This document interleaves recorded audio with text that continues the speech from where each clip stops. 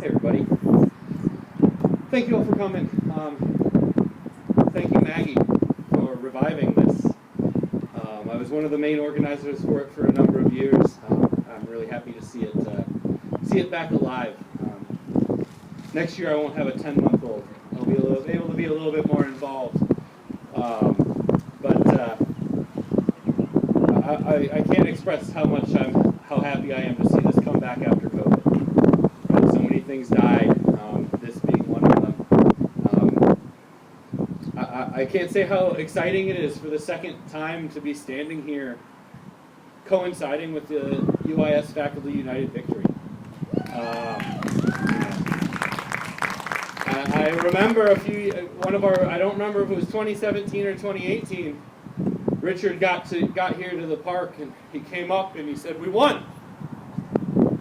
He said, "I was driving here and they called me and we won." And in that case, they showed the power of strike, and it scared them so much they didn't have to do it this time. So those happy coincidences when we join together on a day to celebrate worker power and people power, and we get a real life example of it in our community. But in 2017, I gave a speech at this festival. It was about Trump declaring May 1st Loyalty Day. And if you didn't know, May 1st is always Loyalty Day in the United States. Biden declared it this year. And Loyalty Day, according to them, is a day set aside for the reaffirmation of loyalty to the United States and for the recognition of the heritage of American freedom. Yeah. So 5 years ago, I stood here and I gave a speech staring at the Capitol, staring at our City Hall, and riffing on the things that we are actually loyal to. Not the things they want us to be loyal to. That's not what May Day is about.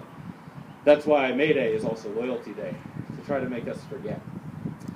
So while I was riffing on what we are loyal to, as opposed to what they want us to be, I came upon this line. We are loyal to our lineage of comrades. Because that's what today is really about. Coming together to celebrate the past and dream of a better future. To remember those that came before, connect with those that are here now, and inspire those that are yet to come. Today we've heard the story of the Haymarket. We've heard from the words of August Spies, one of the martyrs.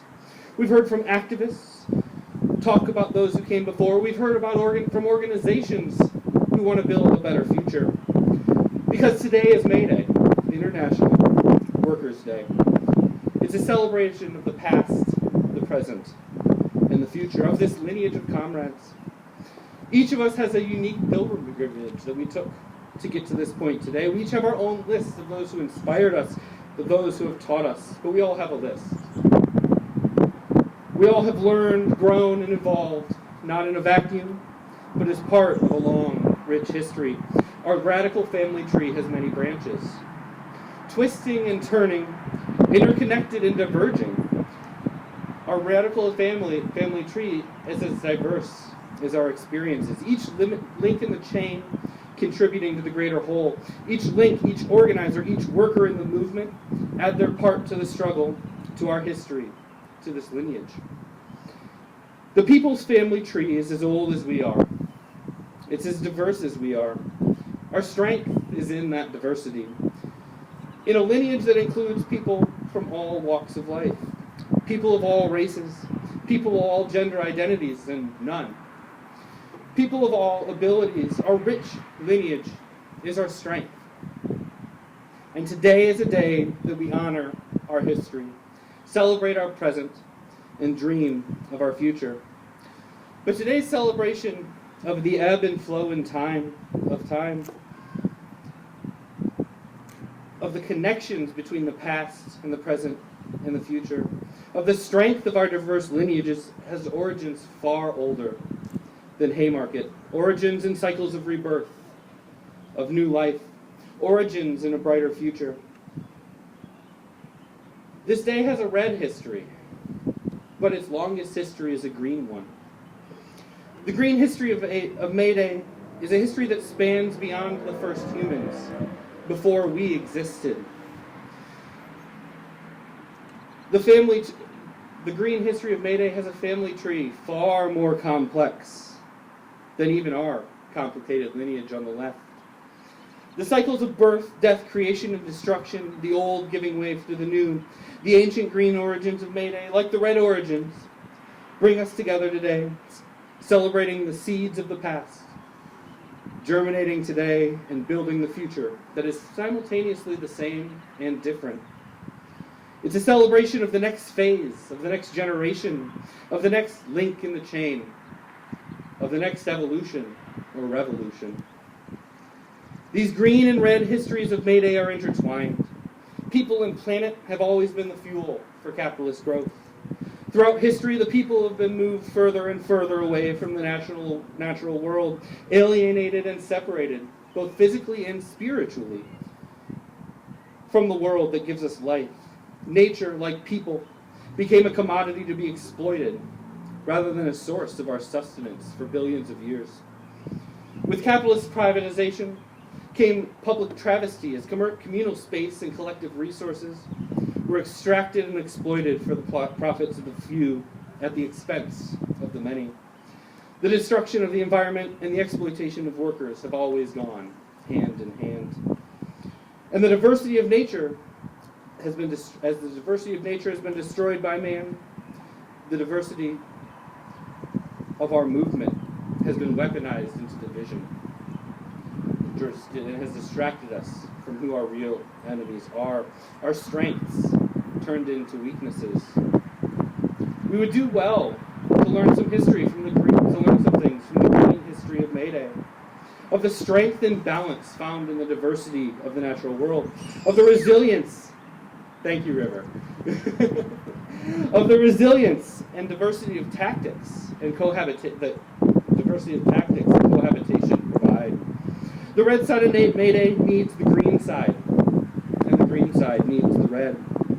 We cannot build a better future. We cannot continue the next step of rebirth, naturally or politically, without a safe, stable planet. And there could be no future for the masses without a future for the natural world. So this May Day, let's focus on rebirth, especially coming out of COVID, especially after all of our lives being upended. Let's focus on building a better future, not continuing the normalcy that we all suffered through and that we're expected to return to. Let's listen to the green history of May Day and focus on today as a day for dreaming of a future, as much more than celebrating the past.